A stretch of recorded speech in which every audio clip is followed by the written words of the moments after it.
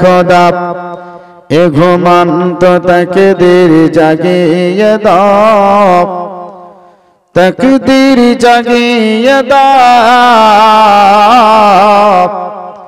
চোখ দিয়েছো তো নবী রোজা দেখিয়ে দাও, চোখ দিয়েছো তো নবী মদিনা দেখিয়ে দাও। হে খোদা এ ঘুমন্ত তাকদীর জাগিয়ে দাও, তাকদীর জাগিয়ে দাও। চোখ দিয়েছো তো নবী মদিনা দেখিয়ে দাও, মদিনা দেখিয়ে দাও। মদিনা দেখার ইচ্ছা আছে, জোরে বলুন সুবহানাল্লাহ। আর একটু মহব্বতে বলেন ইয়া রাসূলুল্লাহ। খোদা এ ঘুমন্ত তাকদীর জাগিয়ে দাও, তাকদীর জাগিয়ে দাও। চোখ দিয়েছো তো নবী মদিনা দেখিয়ে দাও, নবীর মদিনা দেখিয়ে দাও, নবীর মদিনা দেখিয়ে দাও। সোনার ক্ষমতা তুমি, সোনার ক্ষমতা তুমি আমায় দিয়েছো খোদা, সোনার ক্ষমতা তুমি আমায় দিয়েছো খোদা। ফের মসজিদে নববী আজান শুনিয়ে দাও, ফের মসজিদে নববী আজান শুনিয়ে দাও। চোখ দিয়েছো তো নবী মদিনা দেখিয়ে দাও, মদিনা দেখিয়ে দাও। চোখ দিয়েছো তো নবী রোজা দেখিয়ে দাও। যে হাতে করি দুয়া, যে হাতে করি দুয়া হলে আমি করা, যে হাতে করি দুয়া, যে হাত করে দোয়া হলে আমি করা, সে হাত নবী রোজার জালে ধরিয়ে দাও, সে হাত নবী রোজার জালে ধরিয়ে দাও। চোখ দিয়েছো তো নবী মদিনা দেখিয়ে দাও, চোখ দিয়েছো তো নবী রোজা দেখিয়ে দাও। বের হয়েছে নবীর দুশ্মন, বের হয়েছে নবীর দুশ্মন, উঠিয়েছে মাথা। নবীর দুশ্মন বুঝতে পারছেন তো? কবি তাহলে কত সুন্দর ভাষায় বলছেন, কার আওতায় আপনাকে থাকতে হবে কবি ভাষাতে আপনাকে বুঝিয়ে দিচ্ছে। সেইভাবে যদি নিজের ঈমানকে বাঁচিয়ে নিয়ে কবরে যেতে পান, বেশক আপনি একদিন অবশ্যই জান্নাত পাবেন। জোরে বলুন সুবহানাল্লাহ। বের হয়েছে নবীর দুশ্মন, উঠিয়েছে মাথা, বের হয়েছে নবীর দুশ্মন, উঠিয়েছে মাথা।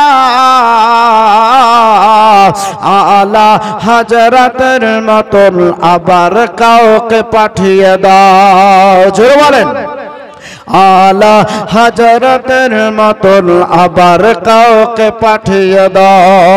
চোখ দিয়েছো তো নবী রোজা দেখিয়ে দাও, চোখ দিয়েছো তো নবী মদিনা দেখিয়ে দাও। বাপজি ভাইরা আলোচনা শোনার জন্য আমরা বসেছি, আমার নবী মুস্তাফার কথাবার্তা শোনার জন্য বসেছে। আমার নবী মুস্তাফা সাল্লাল্লাহু তাআলা আলাইহি ওয়াসাল্লাতু তাসলিম সাহাবীদেরকে নিয়ে আলাপ আলোচনা করেছিলেন। আমার নবী মুস্তাফা সাহাবীদের নিয়ে চলাফেরা করেছিলেন। আমার নবী মুস্তাফা সাহাবীদেরকে নিয়ে পরামর্শ করেছিলেন। আমার নবী মুস্তাফা একের পর এক একটা করে মসজিদ ব্যবহার করেছে। আমার নবী মুস্তাফা সাল্লাল্লাহু তাআলা আলাইহি ওয়াসাল্লাম যে মসজিদে নববী ব্যবহার করে, আমার নবী মুস্তাফা 63 বছর জিন্দেগি জায়ের কবর করে আমার নবী মুস্তাফা এখন মাটিতে আরাম করতে আছেন, জিন্দা অবস্থায় আরাম করতে আছে। এই নবী মুস্তাফার কথাবার্তা শুনবো, শোনো শোনো। আমার নবী মুস্তাফা সাল্লাল্লাহু তাআলা আলাইহি ওয়াসাল্লাতু তাসলিম হযরত আবু বকর সিদ্দিক রাদিয়াল্লাহু তাআলা আনহু কাছ থেকে দেখেন বাজি কিছু সাহাবীকে পেয়ে গিয়েছিলেন। ওই সাহাবীর মধ্যে একজন সাহাবী ছিল যার নাম হচ্ছে হযরতে বিলাল রাদিয়াল্লাহু তাআলা আনহু। হযরতে বিলাল হাবশী ছিল, কালো রঙের বিলাল ছিল। এই বেলালকে আমার নবী মুস্তাফা আজকে দেখেন নিজের কাছে নিয়েছিলেন। আমার নবী মুস্তাফা তাকে একটা দায়িত্বর কাজ দিয়েছিলেন। দায়িত্বর কাজটা হচ্ছে এটাই, যখন বাজি ভাইরা মসজিদে জামাত করার আগে মানুষের সম্মুখে এলান করতে হবে, মানুষকে জাগ্রত করতে হবে, মানুষকে সাড়া দেওয়ার জন্য বাজি প্রকাশ পেতে হবে। এর জন্য আমার নবী মুস্তাফা উঁচু কণ্ঠের আওয়াজ করে নেওয়ালা হযরতে বেলাল আমার নবী মুস্তাফা মুয়াজ্জিন হিসাবে সেই জায়গায় বানিয়ে দিয়েছিল। আমার নবী মুস্তাফা সাল্লাল্লাহু তাআলা আলাইহি ওয়াসাল্লাতু তাসলিম তিনি বলেন, হযরতে বেলাল আজকে এই জায়গাতে আযান খানা পাঠ করবে। হযরতে বেলালের আযানে মানুষেরা দিক দিক দন্ত ছুটে ছুটে আজকে বাজি নবী মুস্তাফার পিছনে নামাজ পড়ার জন্য চলে আসতো। আমার নবী মুস্তাফার পিছনে হাজির হয়ে যেত, আমার নবী মুস্তাফার জন্য অপেক্ষা করত। আমার নবী মুস্তাফা আপন হুজরা মোবারক থেকে আমার নবী মুস্তাফা টাইমে এসে আজকে দেখেন সাহাবীদেরকে নামাজটা আদায় করতেন। আমার নবী মুস্তাফা সাল্লাল্লাহু তাআলা আলাইহি ওয়াসাল্লাতু তাসলিম হুজরাতে আছেন গো। এখান থেকে নিয়ে একটা ঘটনা আপনাদের সম্মুখে শোনাই। একজন সাহাবী রে যার নাম হচ্ছে হযরতে আবু দারদা রাদিয়াল্লাহু তাআলা। এ দেখেন আগে মুসলমান ছিল না। এই আবু দারদার একটা ঘটনা আপনাদের সম্মুখে তুলে ধরি। কিতাবটার নাম হচ্ছে ইখতিয়ারে রাসূল। ইখতিয়ারে রাসূলের মধ্যে ঘটনাটা প্রমাণিত রয়েছে। হযরতে আবু দারদা রাদিয়াল্লাহু তাআলা আগে মুসলমান ছিল না। এই সাহাবীর দেখেন আগেকার একটা ঘটনা শুনে বাবাজি ভাইয়ের আবার একটা একটা করে 69টা কন্যাকে নিজের আতর ঘরে টুটি জিভে মেরেছিল। আবু দারদা একজন সাহাবী, কিন্তু আগে সাহাবী ছিল না বাবা। এ আপনার করেছিল কি, সে সনাতন ধর্মের মানুষ ছিল বাবাজি ভাইয়ের আমার। তো আগে যে নিয়ম ছিল যে কন্যা সন্তান হলে তাদেরকে বাবাজি আর দুনিয়ার আলা দেখতে দিত না, সঙ্গে সঙ্গে আতর ঘরে টুটি চিপে মেরে দেওয়া হতো। ও মা বোনেরা, তোমাদের সম্মান কোথা থেকে আসলো আজকে এই ওয়াজটাই তোমাদেরকে শোনাবো। বাবাজি ভাইয়ের আমার আতর ঘরে আবু দারদা তিনি বলেন, আমি একটা একটা করে 69টা কন্যা সন্তানকে আতর ঘরে টুটি চিপে মেরে দিয়েছি। 69টা কন্যাকে আমি জবা করে দিয়েছি। 13টা বিবিকে আমি কতল করেছি। 14 নম্বর বিবি বিয়ে করলাম, গর্ভবতী হলো। বিবিকে বললাম, বিবি তোমার গর্ভে কি সন্তান আছে এটা আমার জানা নাই। এক আল্লাহ রাসূল ছাড়া কেউ জানে না। জোরে বলুন। আমার নবী মুস্তাফা জানেন মায়ের পেটে কি আছে, আমার নবী এটা বলতে পারেন। আল্লাহ রাব্বুল আলামিন এই পাওয়ার দিয়েছেন বাবা। তো ওই জায়গায় বলতে আছেন, বিবি তোমার গর্ভে কি সন্তান আছে আমার জানা নাই, তবে তুমি এখন গর্ভবতী অবস্থায়। বিবি আমি আজ থেকে আমি 6 বছরের জন্য বিদেশে যাচ্ছি, সফর করতে যাচ্ছি। বিবি তবে শোনো, আগেকার যে ইতিহাস সেটা আমি তোমাকে বলে দিলাম, নিশ্চয়ই তোমার কানে এটা ঢুকে গিয়েছে। যদি সন্তান প্রসব করতে গিয়ে কন্যা সন্তান হয় তাহলে তাকে আতর ঘরে মেরে দিও, আর পুত্র যদি হয় তাহলে পারে তাকে সুন্দর করে যত্ন করে লালন পালন করে বড় করিও। এটা হচ্ছে আবি দারদার মুসলমান হওয়ার আগেকার এটা নিয়ত ছিল বাবা। তো কথাটা বলার পরে ও মায়েরা একটু মন দিয়ে শোনো, কথাটা বলে আবি দারদা আপনার সফরে চলে গেল। আবার ঘটনাটা দাইয়া কালবি নামও কিন্তু বাবাজি ভাইরা প্রচলিত রয়েছে। যাই হোক, আমি যে আলোচনাটা আপনাদেরকে বলতে আছি, এ আপনার ব্যবসায় চলে গেল, সফরে চলে গেল। বাপজি ভাইরা আমার, মায়েরা গো, দেখেন আল্লাহর কি কুদরতি, যখন মেয়েটা সন্তান প্রসব করলো একটা কন্যা সন্তান হলো। এটা সুন্দরী, এত সুন্দর তার নাক নকশা গঠন চেহারা দেখে তার আদর করে নাম রাখা হলো সুন্দরী। আমার বাপজি ভাইরা, মেয়েটা যখন প্রসব করলো, আচ্ছা বলেন তো, যখন মায়েরা সন্তান প্রসব করে তখন তার আঁজর পাঁজরে দুই একটা দাইমা থাকে না থাকে না থাকে। আগে তো ঘরের সন্তান হতো, এখন বাবাজি সন্তান নার্সিং হোম যেতে হবে, আপনার হসপিটাল যেতে হবে, ওরাই হচ্ছে এখন বাপ মা সব। বাপজি ভাইয়ের আমার, তো দেখেন সন্তান প্রসব হলো, জিজ্ঞাসা করছে আমার ছেলে হয়েছে না মেয়ে হয়েছে, তো বলছে তোমার একটা ফুটফুটা সুন্দরী একটা মেয়ে হয়েছে। যখনই মেয়ে কথাটা শোনা, তার চোখ দিয়ে ঝরঝর করে পানি ঝরতে লাগলো। আমার বাপজি রে, ওই জায়গাতে এই কথাটা শোনার পরে তার চোখ দিয়ে পানি ঝরতে আরম্ভ করলো। পানি ঝরে যায়, পানি ঝরে যায়।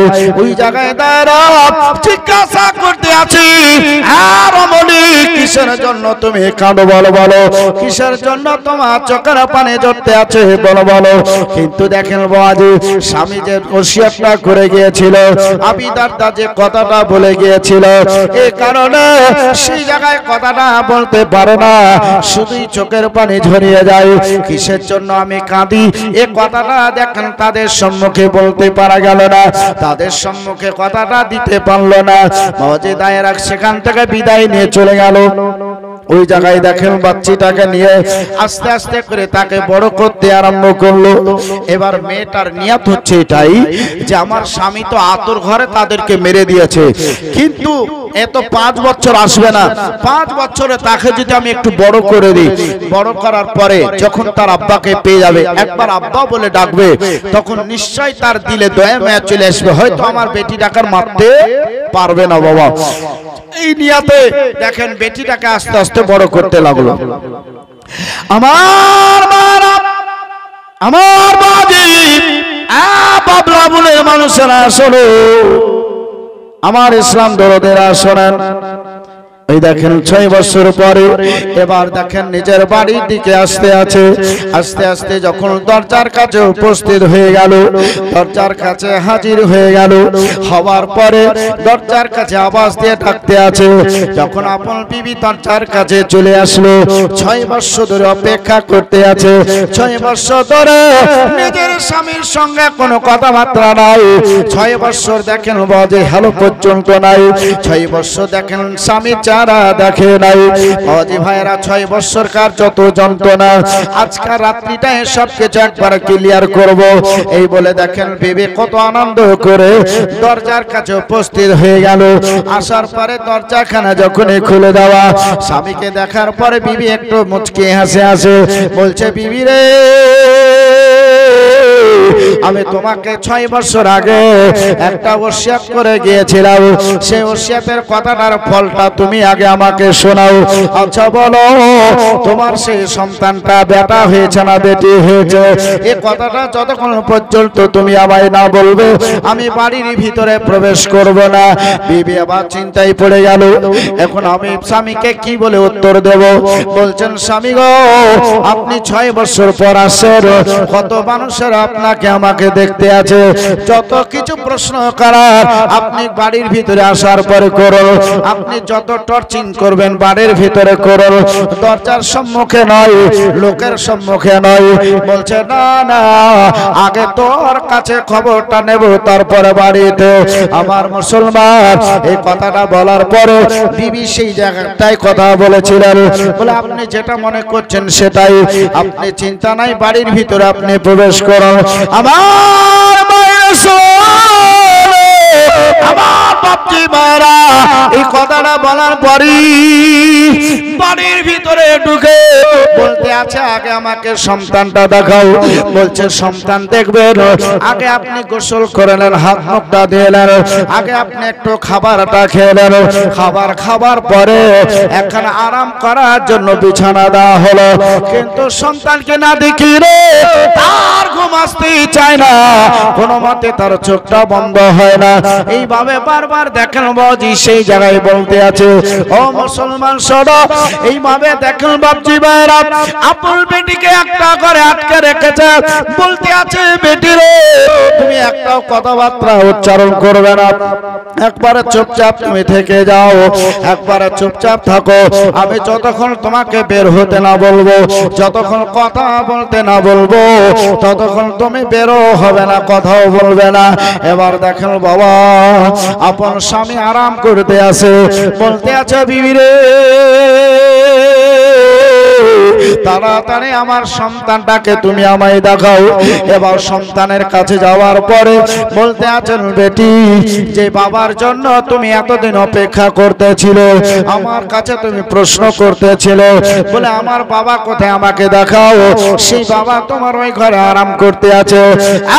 বেটি তোমার বাবার সম্মুখী যাওয়ার পরে মহব্বতে তুমি আদর করে একবার সালাম করো, তার কাছে যাওয়ার পরে তার কপালে কালে চুমা খাবে। বেটি রে ওখানে যাওয়ার পরে তুমি আদর পাবে, এটা পাবে আর না পাবে তার জন্য দেখেন বিবি পাঁজর থেকে কি করছে ফলো করো। এবার দেখেন বেটিকে সুন্দর করে সাজানো হয়েছে, এত সুন্দর সাজিয়েছে।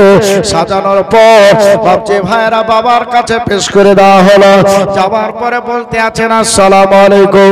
বাপজি ভাইরা ওখানে ওয়ালাইকুম আসসালাম হলো। এটা ইসলামিক আলোচনার লক্ষ্য রেখে আমি ইসলামিক আলোচনায় বলতে আছি বাবা। ওখানে তাদের আদান প্রদান হওয়ার পরে এবার দেখেন বাপজি যাওয়ার পরে আদর করে চুমা খেলেন। চুমা খাবার পরে বাবা দেখে দেখেন বাজে ভিতরে আস্তে আস্তে রাগ আসতে লাগলো, কিন্তু দেখেন দরজার ফাঁক দিয়ে সেই আপন বিবি দেখতেছিল আমার বেটিকে আদর করে নাকি সে রাগ করে। দরজাকে যখন পড়ে যায় দেখেন বাজে ভাইরা বিবি যাতে বুঝতে না পারে তার সামনে বাজে তাকে আদর করে কোলে তোলো।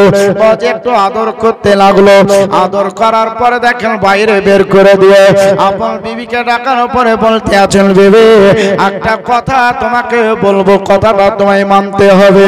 বিবি চলে আসলেন, আসার পরে বলতে আছেন ব্যাপার কি, আপনি কি বলবেন বলো, আপনাকে এত চঞ্চল মনে হচ্ছে কেন আপনি বলুন। বলছে বিবি রে আমি যখন রাস্তায় সফর করে আসতেছিলাম ওই রাস্তায় আস্তে আস্তে আমার ঘোড়ার পা কানা জমিনে গেড়ে গিয়েছিল। বিবি সেই দিন আমি সেই জায়গায় কসম করেছিলাম, আমি আমার লাতের কসম করেছিলাম, আমি আমার হবলে কসম করেছিলাম, বলেছিলাম মানত লাইলার কসমে বলে আমার ঘোড়ার পা জমিন যদি ছেড়ে দেয় তাহলে 6 বছর পরে আজকে যে আমি বাড়ির ভিতরে প্রবেশ করছি আজকে রাত্র আমি আমার বিবির সঙ্গে থাকবো না। এই কথাটা যখন আমি বললাম, যখন আমি নিয়াতে যখন গাইলাম তখন জমিন আমার ঘোড়ার পাখানা ছেড়ে দিল, আমি বাড়ি আসতে সক্ষম হয়েছি। বিবি রে আজকে রাত্রে আমি তোমার সঙ্গে থাকতে পারি না। ওই জায়গায় বিবি বলতে আছেন হায় আফসোস 6 বছর তো স্বামীকে পাই নাই, 6 বছর জীবনের কথাবার্তা আলোচনা করব সেটা আর সম্ভব হলো না। আমি 6 বছর না দেখে যতটা কষ্ট কাটিয়েছি আজকের রাতটা আমার সবচাইতে বেশি কষ্টটা হবে। বাপজি ভাইরা আমার ওই বিবির কাছ থেকে স্বামীর কাছ থেকে বিবি আপনার দেখেন সাইডে গিয়ে আপনার চোখের পানি ঝরিয়ে ঝরিয়ে কাঁদে, সারা রাত্রি দেখেন চোখের পানি ঝরিয়ে কাটাইতে হবে, সারা রাত্রি সেইভাবে রে আত্মাকে কাটাই দিতে হবে। আমার মায়েরা এইভাবে দেখেন সারা রাত্রি তার কাটবে। এবার দেখেন আবু দারদা তিনি বলেন আমার রাগটা দেখেন কোনো মতেই মিটে নাই। আমি ছিলাম বলে আমি 69টা কন্যাকে আমি আতর ঘরে মেরে দিয়েছি।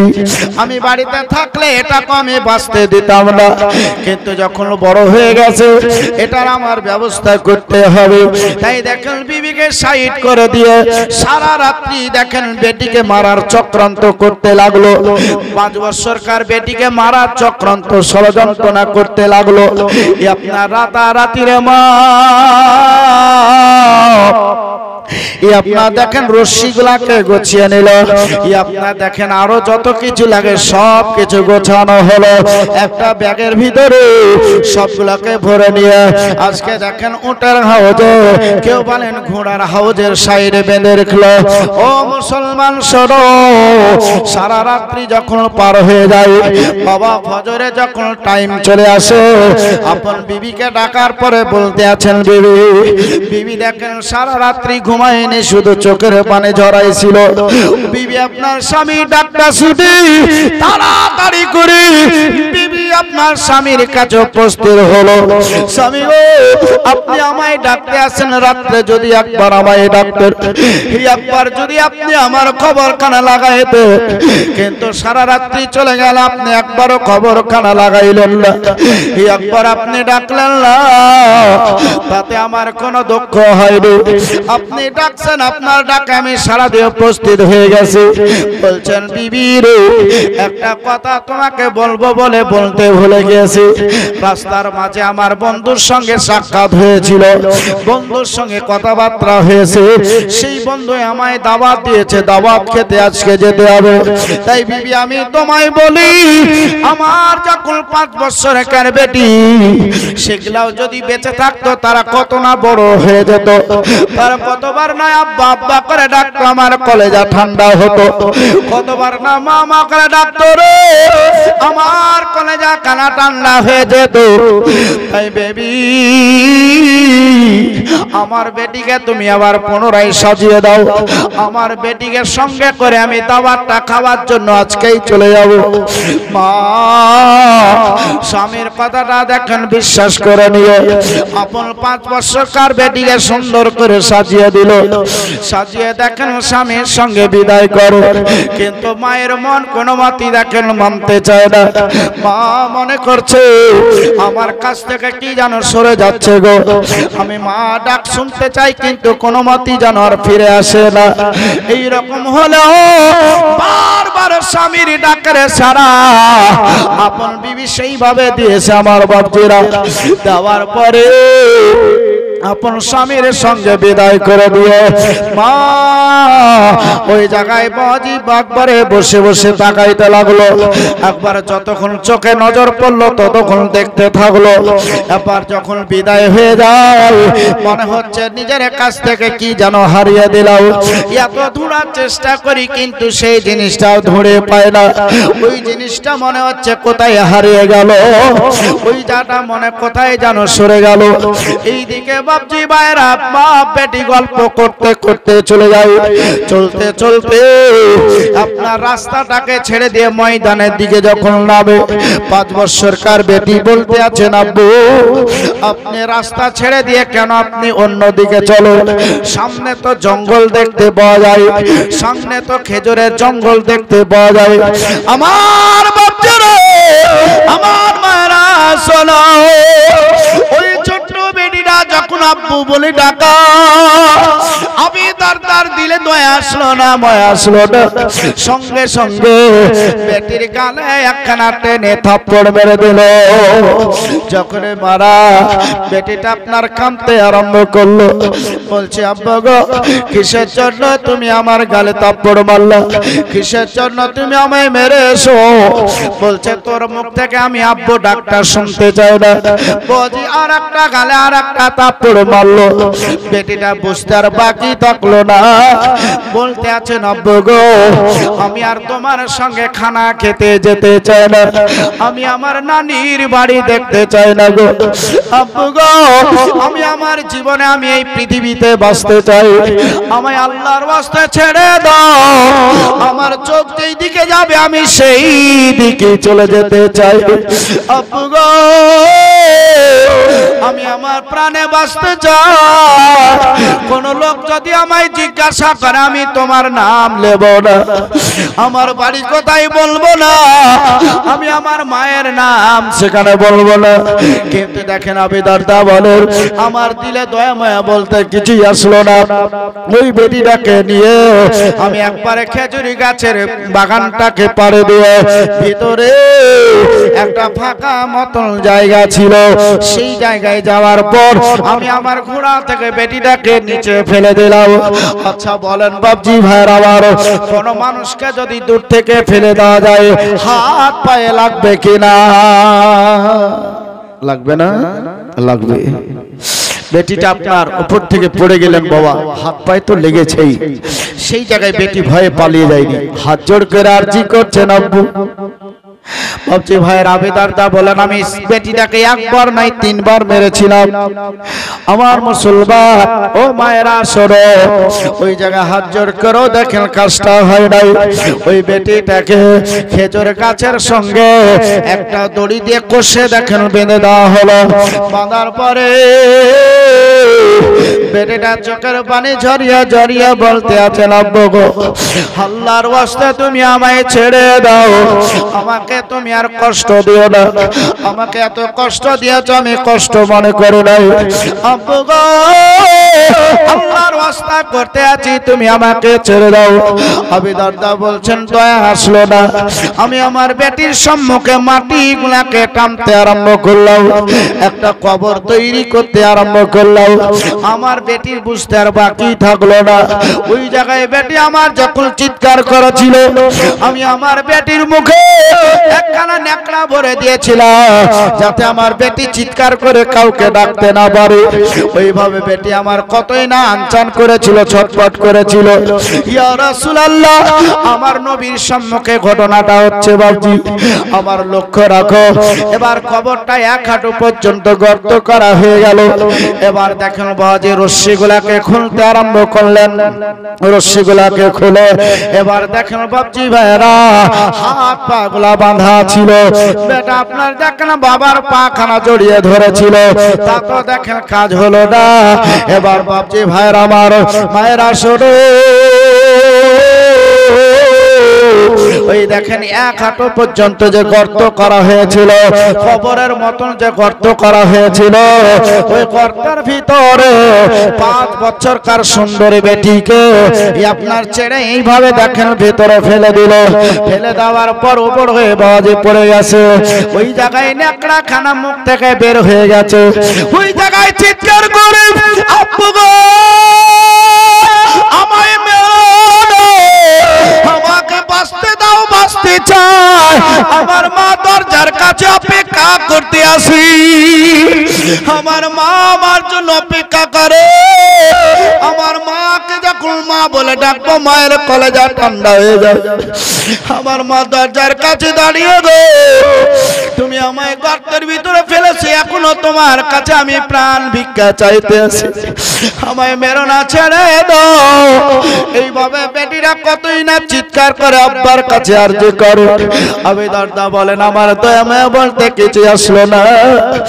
ওই পাথরে একটা বড় মস্ত বড় পাথর ছিল, ওই পাথরটা তুলে আমি আমার বেটির দিকে নিশানা করতে লাগলাম।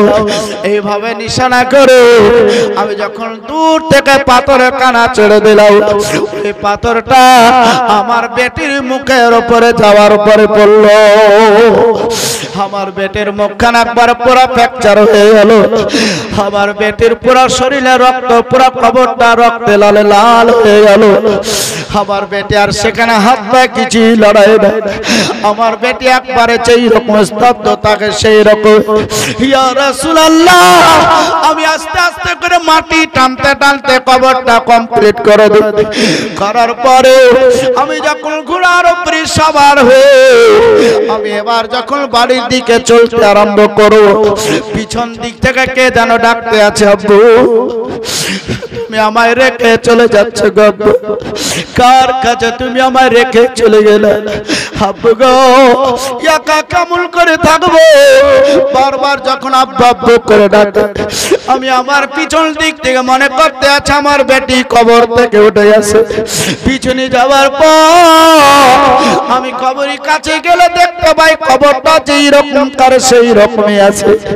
আমার মনের ধাঁধা, আমি আবার সামনে দিকে চলতে লাগলাম, আবার পিছন দিক থেকে ডাকতে আছে, আব্বু গো তুমি আমাকে কার কাছে রেখে চলে গেলে? মায়ের বুকটা খালি করে দিলে, মা আমার জন্য দরজার কাছে দাঁড়িয়ে দাঁড়িয়ে অপেক্ষা করো। আব্বু গো তুমি আমায় ছেড়ে চলে যেও না। ইয়া রাসূলুল্লাহ, এইভাবে তিনবার কবরের কাছে গেছি, তবে আমার কবরটা যে কার সেই রকমই আছে। ওই জায়গা আমার ভিতরটা পুরা পরিবর্তন হয়ে গেল। যেই ধর্মে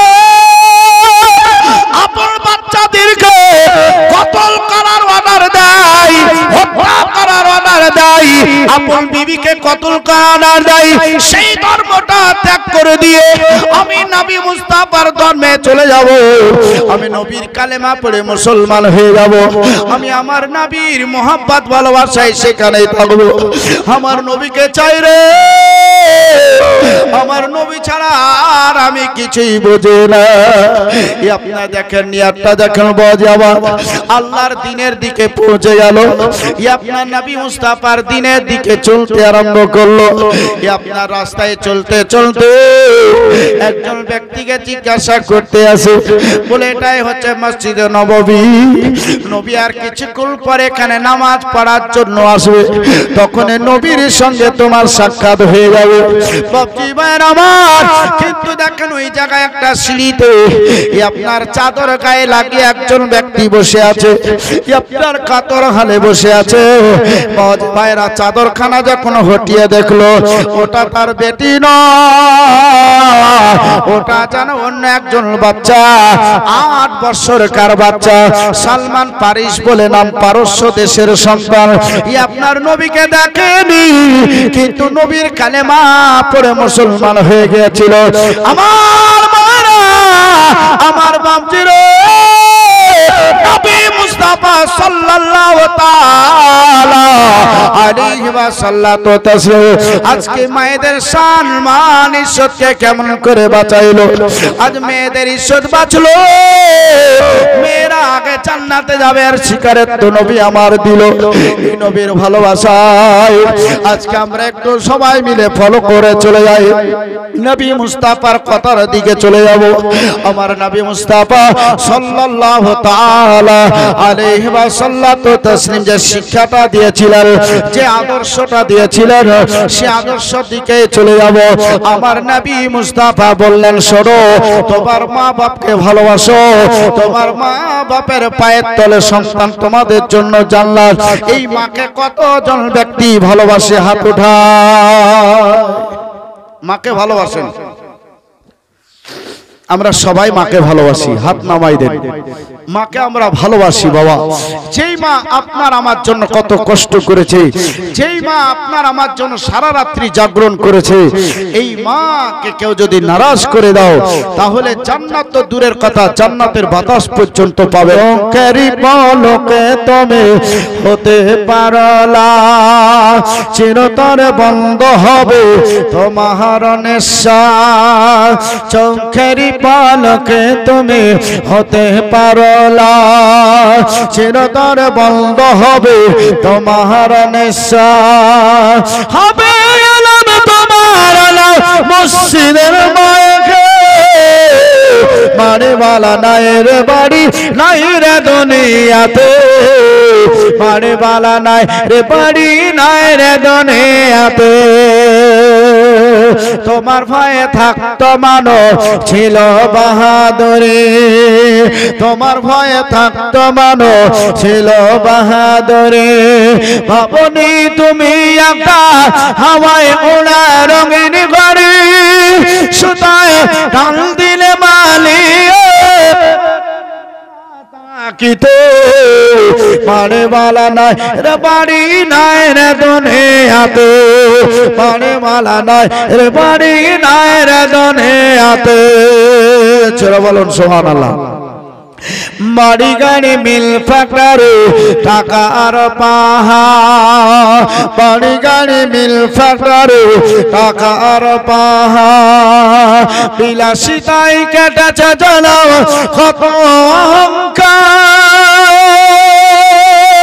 বাড়ি গাড়ি মিল ফ্যাক্টরি টাকা আর পাহা বিলাসিতাই কেটেছে জানাও কত অহংকার দামি কাপড় ছেড়ে হবে সাদা কাপড় পরিতে বাড়িওয়ালা নাই রে বাড়ি নাই রে দুনিয়াতে বাড়িওয়ালা নাই রে বাড়ি নাই রে দুনিয়াতে চোখেরই পালকে তুমি হতে পারো চিরতরে বল সুবহানাল্লাহ মাশাআল্লাহ আলহামদুলিল্লাহ আমার এক খালা প্রথমে 150 টাকা দিয়েছে আর একজন বোন আমার আসার পরে 500 টাকা দিয়েছে নারে তাকবীর নারে রিসালাত মাশরাক আলা হাজা জিন্দাবাদ আমার নবী মুস্তাফা সাল্লাল্লাহু তাআলা আলাইহি ওয়াসাল্লাম তাসলিমের কথাবার্তা আলোচনা আপনাদের সম্মুখে বলতেছিলাম শোনো ওই জায়গায় বাচ্চাটা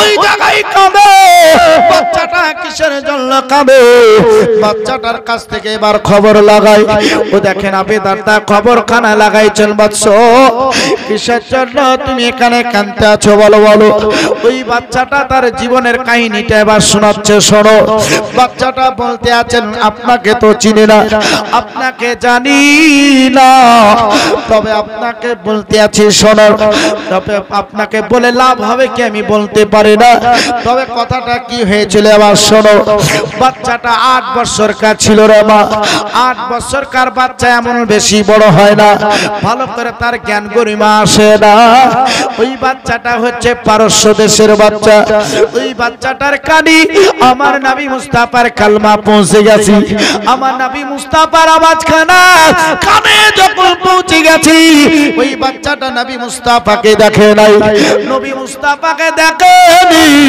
নবী মুস্তাফার চেহারা এখনো দর্শন করেনি ওই বাচ্চাটা যখন শুনলো নিজের কানে বাচ্চাটা দেখেন নিজের দেশে আমার নবীর কালেমা পড়ে নিল লা ইলাহা ইল্লাল্লাহ মুহাম্মাদুর রাসূলুল্লাহ সাল্লাল্লাহু তাআলা আলাইহি ওয়াসাল্লাম বাচ্চাটা কালেমা পড়ে মুসলমান হলো আমার মরদ আসিবে কখন কত জানে না আমার মরদ আসিবে কখন কত জানে না আমি চলে গেলে আমি মরে গেলে আমায় তোমরা ভুলে যায় না আমার মরদ আসিবে কখন কত জানে না এই দুনিয়া চিরজীবন থাকার জায়গা না অন্ধকার কবর যায় আমার আসল ঠিকানা এই দুনিয়া চিরজীবন এ মায়েরা শোনো এই দুনিয়া চিরজীবন থাকার জায়গা না অন্ধকার কবর যায় আমার আসল ঠিকানা এই দুনিয়া চিরজীবন থাকার জায়গা না অন্ধকার কবর যে আমার আসল ঠিকানা সবাই আমায় রেখে চলে যাবে সঙ্গে হবে না আমার মরদ আসিবে কখন কত জানে না আমার মরদ আসিবে কখন কত জানে না খবর মাঝে মা বাবাকে, খবর মাঝে মা বাবাকে, খবর মাঝে মা বাবাকে দেখা যাবে না। দেখো বাজারে তিনি হলেন শাহ মদিনা। খবর মাঝে মা বাবাকে দেখা যাবে না। দেখো বাজারে তিনি আমার দয়ার নবী মুস্তাফা। জোরে বলুন সুবহানাল্লাহ। আর একটু মোহব্বতে বলুন সুবহানাল্লাহ। খবর মাঝে মা বাবাকে, খবর মাঝে মা বাবাকে দেখা যাবে না। দেখো বাজারে তিনি হলেন শাহ মদিনা। ও ভাই বুঝবো তাকে, ও ভাই বুঝবো তাকে নবী ছাড়া আর কেউ নাই। আমার মর আসিবে পাগল কথা জানে না। যে সালমান ফারিসের কথাটা বলতেছিলাম এবার শোনো। নবী মুস্তাফা সাল্লাল্লাহু তাআলা আলাইহি ওয়া সাল্লাতু তাসলিমে কালেমা পড়ে মুসলমান হয়ে গেছে। আপনার নবীকে দেখেনি কালেমা পড়ে নিয়েছে গো। দেখেন কালেমা যখন পড়লো, মুসলমান যখন হয়ে গেল, এবার নবীকে দেখার উদ্দেশ্য নিজের দেশ থেকে চলতে আরম্ভ করলো। চলতে চলতে মাঝে দেখেন একটা রাজ্য পড়ে যায়। সেই রাজ্যটা হচ্ছে ইহুদির রাজ্য। ইহুদির রাজ্যে দেখেন ধরা পড়ে গেল। বাদশা দেখেন জিজ্ঞাসা করে, তার রাজা প্রজারা জিজ্ঞাসা করে তোমার বাড়ি কোথায়, কোন দেশ থেকে আসো, খবরা খবরে সব যখন ক্লিয়ার করে দেয়। তোমার কাছে কাগজপত্র আছে কি, তোমার কাছে কোনো নমুনা আছে কি? ওই বাচ্চাটা একটাই কথা বলেছিল, আমার নমুনা হচ্ছে পবিত্র কালেমা লা ইলাহা ইল্লাল্লাহ মুহাম্মাদুর রাসূলুল্লাহ সাল্লাল্লাহু তাআলা আলাইহি ওয়া সাল্লাম। এটাই যখন বললো, বলছে এটা তো নবীর কালেমা, এই কালেমাটা পড়লে তো মুসলমান হয়ে যাই, নবী ধর্মে দাখিল হয়ে যাই। তাহলে তুমি কি মুসলমান হয়ে গেছো? এই রাজ্য দিয়ে পাস করতে গেলে কাগজে দেখাতে হয়। তখন তোমার কাছে কাগজ পাতি কিছুই নাই, তখন তোমাকে জেলখানার মধ্যে আবদ্ধ করি। আমার মারা, আমার বাপজির ওই জায়গায় বাচ্চাটা দেখেন জেলখানার মধ্যে আটকা পড়ে গেল। জেলখানার মধ্যে বাজি থাকলো। এবার জেলখানায় ওই বাচ্চাটা দেখেন কালেমা পড়ে, বাচ্চাটা দেখেন কালেমা পড়ে। যত রাত্রি হইল তত কালেমার ধ্বনি খানা আজকে দেখেন রাতপ্রসাদের দিকে চৌটাতে লাগলো। বাচ্চার কানে যখন চলে যাই, বাচ্চাটা সকালবেলায় আসার পরে বলতে আছি, বলে কালেমাকে পড়তে ছিল, কালেমা কাছ থেকে শুনতে পাচ্ছিল, কালেমাটা কোন জায়গা থেকে ধ্বনি দিচ্ছিল। ওই জায়গার পর আদারেরা জেলখানার জেলেরা বলতে লাগলো, এই যে ছোট্ট বাচ্চাটা জেলখানায় রেখেছি, ওই বাচ্চাটা সারা রাত্রি কালেমা পড়েছে, সারা রাত্রি একা একা কালেমা পড়েছিল, সারা রাত্রি ঘুমায় নাই, সারা রাত্রি চোখের পাতা বন্ধ করে নাই, নবীর প্রেমের কালমায় মগ্ন হয়ে সারা রাত্রি কাটিয়ে দিয়েছে। বাদশা যাওয়ার পরে বলতে লাগলো, বাদশা এখনো তোমার বয়সটা হয় নাই, এখনো বুঝার মতন শক্তি আসে নাই, ও নবীর কালেমা ছেড়ে দাও। আমার রাজ্যে থাকলে নবীর কালেমা চলবে না, আমার রাজ্যে থাকতে আসো, আমি তোমাকে খাবার দেব, আমায় তোমাকে সবকিছুই দেব, অতএব আমার কথা মোতাবিক তোমায় চলতে হবে। বাচ্চাটা বলেছিলেন, বাচ্চা নামদার, আপনার রাজ্য হতে পারে, আপনার খাবার হতে পারে, আপনার পোশাক আদান প্রদান হতে পারে, কিন্তু নবীর কালেমা কোনো মতে আমি ছাড়তে পারি না। এই কালেমাতে জান্নাত পাওয়া যাবে। জোরে বলুন, এই কালেমাতে জান্নাত পাওয়া যাবে। কথাটা যখন বললেন তো বাদশার একটু রাগ হলো। বাচ্চাটা যদি এইভাবে জেদ করে, তাহলে তো আমার কিছু মানুষেরা আছে, এরাও যদি সেই দিকে পড়তে লাগে তো মা ভেজালে পড়ে যাব। তাই বাচ্চার মুখটা বন্ধ করতে, বাচ্চাকে মুখটাকে বন্ধ রাখার উদ্দেশ্যে ঘর থেকে বেরাদার একটা 7.5 কেজি ওজনের চাবুক নিয়ে চলে আসলো। আসার পর বলছে, এই আমার হাতে এটা কি দেখতে পাচ্ছিস তো? তো সেটা চাবুক আছে। বলে এটা কি হয়? বলে আপনি আমাকে আঘাত করবেন। বলে দেখ, একটা বেদের আঘাত সহ্য করতে পারবি না, বাপ বলার সময় পাবি না, মা বলার সময় পাবি না, অতএব ভালো ভালো বলতে আছি নবীর কালেমা ছেড়ে দে। আমি নবীর কালেমা পছন্দ করি না, ছেড়ে দে। বলছে না আমি ছাড়বো না। আপনি যতই চাবুক দেখান না কেন, যতই ভয় দেখান না কেন, আমি নবীর হচ্ছি গোলাম। গোলাম মানে মুস্তাফা, জান দেনে সে नहीं डरते। गुलाम माने मुस्ताफा, जान देने से नहीं डरते। सर कट जाए या रह जाए कुछ परवाह नहीं करते। जो আর একটু মহব্বতে বলুন সুবহানাল্লাহ। বলতে আছে নবীর আশিক প্রেমিক আছি বলে আমি ভয় করি না, আমি ডর করি না। আমি নবীর কালেমা পড়তে আছি, কালেমা পড়তে পড়তে যদি জীবন দিতে হয় জীবন দিতে রাজি। আমার শ্বাস থাকা পর্যন্ত নবীর কালেমা পড়বে। লা ইলাহা ইল্লাল্লাহু মুহাম্মাদুর রাসূলুল্লাহ সাল্লাল্লাহু তাআলা আলাইহি ওয়াসাল্লাম। আজকে নবীর প্রেমিক, আজকে নবীর আশিক, আজকে নবীর দিওয়ানা। এই 8 বছরকার বাচ্চা সালমান ফারিস, এই আপনার কোনো মতিবাজি একবারে কথাই চুকলো না। বলতে আছে নবীর ভালোবাসাই আমি ডর পর্যন্ত করি না। আজকে কালেমা রে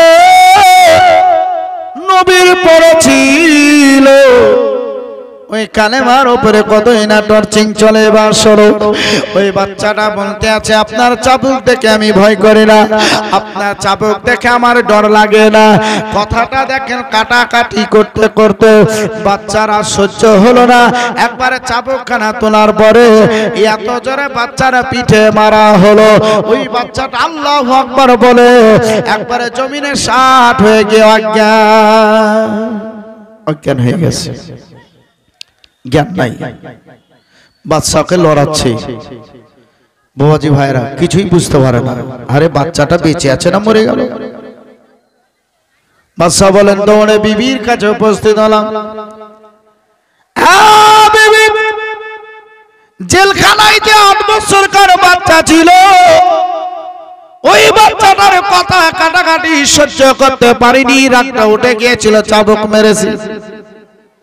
বাচ্চাটা বেঁচে আছে রে না মরে গেছে এখনো কিছুই বুঝতে পারে না, তাড়াতাড়ি ছুটে যায়। তাই দেখেন বাবা এক গ্লাস পানি দিয়ে বিবিকে আপনার পাঠিয়ে দেওয়া হলো। আসার পরে বাচ্চাটা চোখ মুখে যখন পানির ছিটা মারলো, ওই বাচ্চাটা দেখেন প্রথম যখন শ্বাসটা নাই তখন মা বলে আওয়াজ করেছে। যখনই মা বলে আওয়াজ কানা করা, মা যখন ডাকটা দিল, ওই দেখেন রানীর কোনো সন্তান আদি বলতে কিছুই ছিল না। ওই দেখেন মায়ের ডাকটা যখনই শুনতে পেয়ে যাই, বাচ্চা এবার নিজের কাছে একটু টেনে নিয়ে বলতে আছে বেটা তুমি আরেকবার মা বলে ডাকো। যখনই মা বলে ডাকলো তাকে আপনার সিনাই লাগিয়ে বলতে আছে মা ডাক শোনার ইচ্ছা ছিল, আজকে মা বলে তুমি আমায় ডেকেছো, উপায় নাই রে কি করব, আমার স্বামী হচ্ছে এই ধরনের। তবে আমার স্বামীর কাছে বেশি জেদ করো না, তোমাকে ছাড়বে না, মারতে মারতে একবারে মেরে দেবে। তোমার চামড়া গুলা পিটি গেছে, ওই চামড়া কানায় কেমন করি বা কি করি। দেখেন বাজি কোন রকম ভাবে ব্যান্ডেজের মতন করে দেওয়া হলো। বাপজি ভাইরা আমার আবার দেখেন আসার পরে টর্চিং করে, আবার আসার পরে টর্চিং করে। বাচ্চাটার চামড়া ফেটে গিয়েছিল, বাচ্চাটার কষ্ট হয়েছিল, কিন্তু নবীর কালেমা কোনো মাতে ছাড়তে রাজি নাই। বাদশা বলতে আছে তুই ছাড়বি না, তোর বাপ ছাড়বে। এবার আসার পরে একটা শর্ত দিয়ে দিল, বাচ্চা তুমি নবীকে সব চাইতে বেশি ভালোবাসো। ওই নবী কেমন ভালোবাসা, আজকে আমি তোমায় একটা পরীক্ষা করব, পরীক্ষাটায় যদি পাস করতে পারো জানবো সত্যিকারে তোমার নবী ঠিক আছে, সত্যিকারে তোমার নবীকে পানেওয়ালা তুমি আছো, তোমার নবী চাহাতকারী তুমি নবীর কাছে পৌঁছাতে পারবে।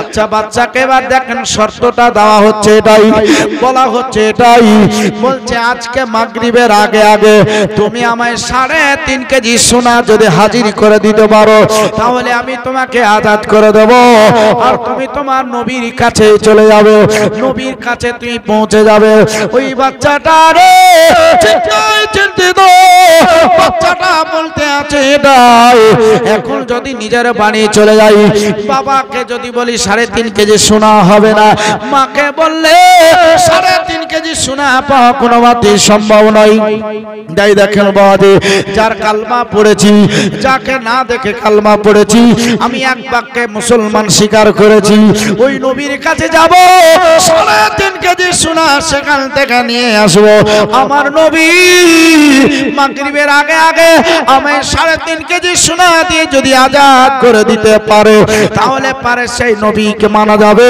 নচেত মানা যাবে না দেখেন বাবাজি ভাইরা এই নিয়াতটা করে বাচ্চাটা আপনারা হাঁটতে আরম্ভ করলো ওই জায়গাতে বাপজি ভাইরা আমার বাচ্চাটা দেখেন জর্জরিত বাচ্চাটার কষ্ট হচ্ছে রে মা বাচ্চাটা ভালো করে চলতে পারে না বাচ্চাটা এক পা হাঁটলে 2 পা পিছন ধরে পিছিয়ে যায় শুধুই মাত্র আসমানের দিকে তাকাই রে বলতে আছে রব্বে কায়নাত ওই সূর্যটা ডোবার আগে আগে আমার মুনিবের কাছে 3.5 কেজি সোনা হাজির করতে হবে আল্লাহ গো নবীর সঙ্গে সাক্ষাৎ হয়ে যায় আর 3.5 কেজি সোনা যাতে হাজির করতে পারি এই নিয়াতটা আপনার নিয়ে চলতে আছে চলতে চলতে মসজিদে নবীর কাছে পৌঁছে গেল যাবার পরে জিজ্ঞাসা করে বলে নবী কিছুক্ষণ পরে নামাজ পড়ার জন্য আসবে তাই দেখেন বাদি ওই সিঁড়িতে বসে আপনার চোখের পানি ঝরিয়ে কাঁদছিল আবি দারদার সঙ্গে কথাবার্তা হলো আবি দারদা বলতে আছে বাচ্চা না যদি মাগরিবের শর্ত খানা না দিত তাহলে খোদার কসম করে বলতে আছি যেই খোদার উপরে আমার কুদরতি জল সেই খোদার ভরসা করে বলতে আছি যদি শর্তখানা তোমায় না দিত তাহলে আমার বাড়ি থেকে 3.5 কেজি সোনা তোমাকে দিয়ে আজাদ করে দিত কিন্তু কোনো উপায় নাই আমার মায়েরা ওই জায়গাতে বলতে আছে বলে তোমাকে আমি দিতে পারলাম না মাগরিবের শর্ত দিয়েছি তার জন্য 3.5 কেজি সোনা দিতে পারলাম না আচ্ছা তোমার কাছে কি খবর আছে বলো নবী মুস্তাফা কখন আসবে বলে এক্ষুনি মসজিদে আজান হবে এবার বলতে আছেন নবী মুস্তাফা আসবে বলে এখানে যখন মসজিদে আজান দেবে মুয়াজ্জিন আজান দিলে নবী মুস্তাফা জামাতের টাইমে চলে আসবে এবার মুয়াজ্জিন সাহেব পৌঁছি ভাইরা রেডি হয়ে গেল কানে আপনার হাতটা দিয়েছে আজান দেওয়ার জন্য আল্লাহু আকবার আল্লাহু আকবার আল্লাহু আকবার আল্লাহু আকবার যারা মুসল্লি আছে এরা নামাজ পড়ার জন্য মসজিদের দিকে আসবে না বাবাজি আসবে না আজ ছোটে চলে আসবে বাবা যে জামাতে নামাজ পড়তে হবে আমার বাচ্চারা আমার ভাইরা শোনো যখন মুয়াজ্জিন সাহেব আজান দিয়েছে এবার দেখেন দিক দিক থেকে সাহাবীরা একটা করে আসতে লাগলো হযরত আবু বকর সিদ্দিক চলে আসলেন হযরত ওমর ফারুক তিনি চলে আসলেন হযরত ওসমান গনি তিনি চলে আসলেন হযরত আলী আল মুর্তজা চলে আসলেন আর দিগার সাহাবীরা দেখুন উপস্থিত হলেন ওর মান নামে বা ও 1000 টাকা জমা করলেন আচ্ছা রজব আলী আচ্ছা রজব আলী 1000 টাকা মাদ্রাসাকে দান করেছে মা বাবার নামে আপনারা বাকি ওটা লিখলেন আমার মায়েরা লক্ষ্য রাখি এটাই নবী মুস্তাফা সাল্লাল্লাহু তাআলা আলাইহি ওয়াসাল্লাম তাসলিম আপন হুজরা মুবারক আপনার দেখেন বের হয়ে চলে আসে আসার পরে জামাতের টাইম হয়ে গেল আমার নবী মুস্তাফা দাঁড়িয়ে গেলেন সাহাবীরা পিছনে রে নবী আমার ইমামতি করবে আমার নবী মুস্তাফা এবার দেখেন কানের লই পর্যন্ত হাতটা উঠিয়ে আল্লাহু আকবার বলি আপনার তার ইমাম নবীর নিচে বেঁধে নিয়ে নবী আমার নামাজটা পড়াইতে লাগলেন আসসালামু আলাইকুম নামাজটা পড়া হলো এবার দেখেন সবাই মিলে সেই জায়গায় বসে আছে একজন সাহাবী রে আপনার দেখেন বাড়ির দিকে চলতে লাগলো। এ বাড়ির দিকে চলার কারণটা কি বলবো বাবা, আগে ঘটনাটা এটা ক্লিয়ার করি, তারপরে ওটাই নাতি চলে যাব। এবার চলে আসো। সালাম যখন ফেরা হয়, নবী আমার বলেন আবু বকর, ওই দেখো মসজিদে নববীর সিঁড়িতে বসে একটা ছোট্ট বাচ্চা কাঁদতে আছে, জিজ্ঞাসা করে আসো কারণ কি। এবার আবু বকর সিদ্দিক চলে আসলেন। আসার পরে বলতে আছেন বাস, কিসের জন্য তুমি চোখের পানি ঝরাই ঝরাই কাঁদো? কিসের জন্য কাঁদতে আছো তুমি বলো বলো, এখানে কেন কাঁদো রে? নবীর জন্য কেনই তুমি অপেক্ষা করছিলে বলো বলো।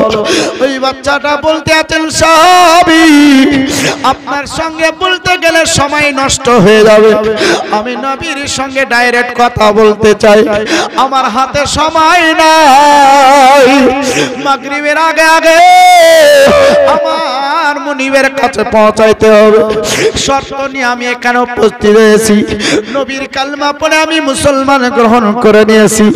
এই দেখেন নবী মুস্তাফার সঙ্গে চলে আসলেন, বলছেন ইয়া রাসূলুল্লাহ, নবী গো।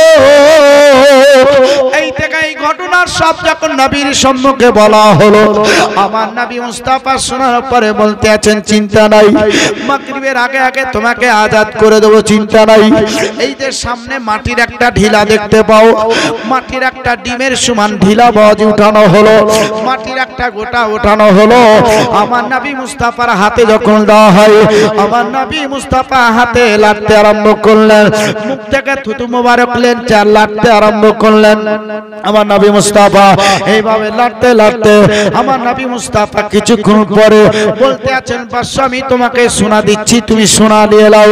এবার বাচ্চাটা আপনার যখন মাটির ঢিলা উঠিয়ে দিয়েছিল নবীর হাতে, যে নবী গো আজকে মাটি থেকে সোনা পরিণত করতে পারে, এই নবীকে কেউ যদি খারাপ বলে দেয়, আমরা সুন্নি জামাত তাদেরকে কখনো মানতে পারি না। আজকে দেখেন সোনায় সোনা পরিণত হলো। ও সোনাটা বাচ্চাটা যখন হাতে নিল, নবীর সম্মুখে বলেন ইয়া রাসূলুল্লাহ, এই সোনা কানা 3.5 কেজি কি হবে? আমার নবী মুস্তাফা বলছেন ছেলে শোনো, এই সোনাটা তুমি তোমার রাস্তায় কর্মকারের কাছে যাবার পরে তুমি ওজনটা করবে, 3.5 কেজি তোমার মনিবের জন্য, 3.5 কেজি তোমার জন্য, বাকি খানা কর্মকারকে দিয়ে তুমি চলে যাবে। বাচ্চাটা দেখো বাবজি ভাইরা সেই রকম মাপে কাজটা করে আজাদ হয়ে গেল। বাচ্চাটা দেখেন আজাদি পেয়ে গেছে, নবী মুস্তাফার কাছে ছুটে চলে আসলো, লাইন দিয়ে সবাই দাঁড়িয়ে আছে। আবু বকর এরা কিসের জন্য লাইন দিয়ে আছে বলো বলো? নবী ও ইয়া রাসূলুল্লাহ, ইয়া হাবিবাল্লাহ, এরা জালসা শোনার জন্য যেই রকম বসেছি, বাবলা পুনার মাদ্রাসার জালসা শোনার জন্য যেই রকম বসেছে, ওই রকম নবী গো এরা কালমা পড়ার জন্য সবাই লাইন দিয়ে দাঁড়িয়ে আছে, এরা সবাই মুসলমান হতে চাই। আমার নবী মুস্তাফা বলছেন লাও তোমরা সবাই মিলে পড়ে নাও। নবী আমার প্রথমে তাদেরকে গাওয়াই করে দিচ্ছে, আশহাদু আল্লা ইলাহা ইল্লাল্লাহ ওয়া আশহাদু আন্না মুহাম্মাদান আবদুহু ওয়া রাসূলুহু। সবাই মিলে জোরে জোরে কালমায়ে তাইয়্যিব তোমরা পড়ে নাও।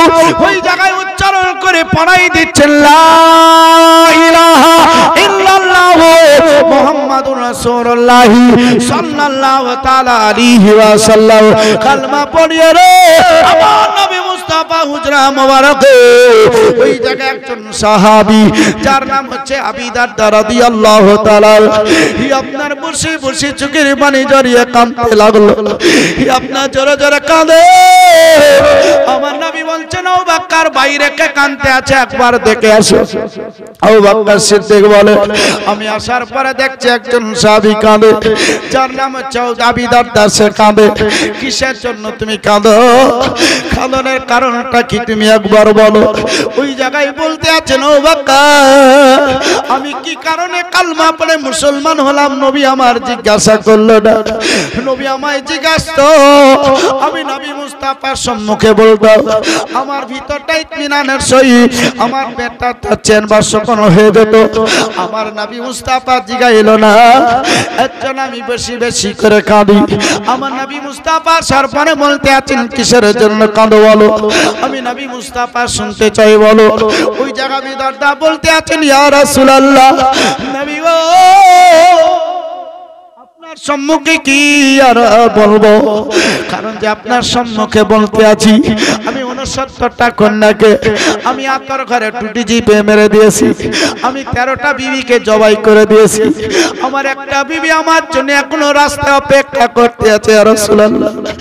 এখনো রাস্তায় চেয়ে তাকায়, হয়তো আমার স্বামী আমার বুকে ফিরে আসছে, হয়তো আমার টুকটুকা বেটি হয়তো আসার পর আমাকে মা বলে ডাকবে, এর জন্য হয়তো রাস্তায় এখন অপেক্ষা করছে ইয়া রাসূলুল্লাহ। আমি এত বড় পাপ করেছি, আপনার কাছে কালমা পড়ে মুসলমান হয়েছি, নবী গো আমার সেই পাপগুলা কি মোচন হলো? আমার নবী মুস্তাফা অপেক্ষা করতেছিলেন। হযরতে জিবরিল আমিন নবী মুস্তাফার কাছে আসলেন। হযরতে জিবরিল আমিন বলছেন ইয়া রাসূলুল্লাহ, ইয়া হাবিবাল্লাহ, নবী গো আপনি খবরটা তাড়াতাড়ি তাকে করে দেন। আমার নবী মুস্তাফা খবর করে দিল। যখন মুহাম্মাদের মিমখানা উচ্চারণ করেছিল, আল্লাহ পাক রব্বুল আলামিন তোমার পিছনের যত বড় গুনাহ আছে সবগুলোকে maaf করেছে। জোরে বলুন সুবহানাল্লাহ। যখনই মাপের কথা শুনে লাবা আমার নবীর পা ধরে সাহাবী পড়ে গেলেন, নবী গো যখন আমার সব পিছনকার মাপ হয়ে গেছে, আপনি ছাড়া আমি আর কোথাও যেতে চাই না। জোরে বলো, একটু মোহাব্বতে বলো তো বাবাজি ভাইয়ের আমার, যে নবী মুস্তাফার মোহাব্বত ভালোবাসা বাবাজি করলে পারে ছোট বড় গুনাহ maaf হয়ে যায়। সেই নবীর মোহাব্বত বাবাজি ভাইয়ের আপনাদের দিলে আছে। আমার মন রে মন চলে যায় মদিনাতে, পাখির মতো ডানা থাকলে পাখির মতো ডানা থাকলে যেতাম মদিনায়, সালাম করতাম আমি নবীজি রাজা। আমার মন রে মন চলে যায় মদিনাতে, কত লোকে টাকা থাকতে যায় না মদিনা, তুমি 4 টাকা নবী যায় সে মদিনা। কত লোকে টাকা থাকতে যায় না মদিনা, তুমি 4 টাকা নবী যায় সে মদিনা। কত হাজি আসে কত হাজি যায়, আমরা শুধু বসে একা হিন্দুস্তানে কাঁদি হায় হায়। কত হাজি আসে কত হাজি যায়, আমরা শুধু বসে একা হিন্দুস্তানে কাঁদে হায় হায়। টাকা নাই পয়সা নাই, টাকা নাই পয়সা নাই, আমরা অসহায়, তুমি যদি ডাকো নবী যাব মদিনা, তুমি যদি ডাকো নবী যাব মদিনা। আমার মন রে মন চলে যায় মদিনাতে। আমার বাচ্চারা আমার মায়েরা শোনো, নবী মুস্তাফা সাল্লাল্লাহু তাআলা আলাইহি ওয়াসাল্লাম তাসবিহ বলতে আছে, তোমার কোনো চিন্তা নাই। এই কথাবার্তাটা সবকিছু যখন ক্লিয়ার হয়ে যায়, ওই জায়গায় দেখো সবাই মিলে যখন আরজি করতে লাগলো, আমার নবী মুস্তাফা হাত তুলে সেই জায়গায় দোয়া করতে লাগলেন। আমার নবী মুস্তাফা দোয়া সমাপ্ত করে দিলেন, কিন্তু বাপজিরা আমার নবী মুস্তাফার পিছনে সাহাবীরা নামাজটা আদায় করত। কিন্তু একজন সাহাবীর মজবুরান একটা সময় ছিল, সেই সময়টা কি বলতে আছে এবার ফলো করো। মুয়াজ্জিন সাহেব যাবার পরে বাজি জাগায়, মুয়াজ্জিন সাহেব মানুষকে আওয়াজ করে দেয়, আসসালাতু খায়রুম মিনাল নাওম। যখন আওয়াজটা করে বাবা, সেই টাইমে মুয়াজ্জিন বিছান কাঁথি ছেড়ে দিয়ে ঘুমটাকে ছেড়ে দিয়ে আমরা নামাজের উদ্দেশ্যে মসজিদের দিকে রওনা হয়ে যাই। আমার মায়েরা, আমার করো। কথাটা হচ্ছে এটা, এবার শোনো। আমার নবী মুস্তাফার পিছনে এই দেখেন বাবাজি জামাতটা করে লাই, জামাত যখন হয়ে যায় ও সবই আপনার বাবাজি দোয়া না করে সোজা বাড়ির দিকে দেখেন রওনা হয়ে গেল। রওনা চলতে আরম্ভ করলো, চলতে বাবাজি লাগলো। কিছু সাহাবীরা আরজি করতে লাগলেন, ইয়া রাসূলুল্লাহ, নবী গো, এ সাহাবী ফজরের টাইমে দোয়া করে না, কারণটা কি? আপনার নবী মুস্তাফার পিছনে নামাজ পড়ে কিন্তু দোয়া না করে চলে যায়, ব্যাপারটা বুঝতে পারি না। আমার নবী বলছেন তোমরা কেউ কিচ্ছু বলবে না, আমি সব দেখে নেব। আমার নবী মুস্তাফা সেটাকে সব ক্লিয়ার করে নেবে। আমার নবী মুস্তাফা বলতে আছেন, ও যাবি, আমি তোমার সঙ্গে দুটো কথা বলতে চাই। বলতে আছেন, ইয়া রাসূলুল্লাহ, আপনি অবশ্যই বলবেন, বলুন। বলছেন, যাবি রে, আমার পেছনে ফজরের নামাজ কানা আদায় করো, কিন্তু দোয়া না করে বাড়ি চলে যাও। কারণটা কি? ফজরের টাইমের গুরুত্ব কি তোমার কাছে আছে? ফজরের গুরুত্বটা কি নবী আমার এবার শোনাচ্ছেন, জোরে বলুন। আর একটু মহব্বতে বলুন সুবহানাল্লাহ। আমার বাদি ভাইরা, ফজরের টাইমের যে গুরুত্ব সেটা নবী মুস্তাফা দিচ্ছেন। বলছেন, শোনো, ফজরের নামাজটা পড়ার পর মসজিদ ছেড়ে বাড়ি চলে যেতে হয় না। ফজরের নামাজটা যখন হবে, জামাতটা ক্লিয়ারে যখন হয়ে যাবে, জামাতটা যখন ক্লিয়ার হবে, তখন তোমরা মসজিদে বসে একটু জিকির আজকার করো, মসজিদে তোমরা একটু তাসবিহ তাহলিল করো, আল্লাহর পবিত্র কোরআন তেলাওয়াত করো। যখন আসমানের সূর্যখানা উঠবে, তখন তোমরা মসজিদ থেকে বের হয়ে তোমরা এবার বাড়ির দিকে চলে যাবে। কিন্তু বাপজিরা, এগুলা আপনার কিছুই করা হয় না।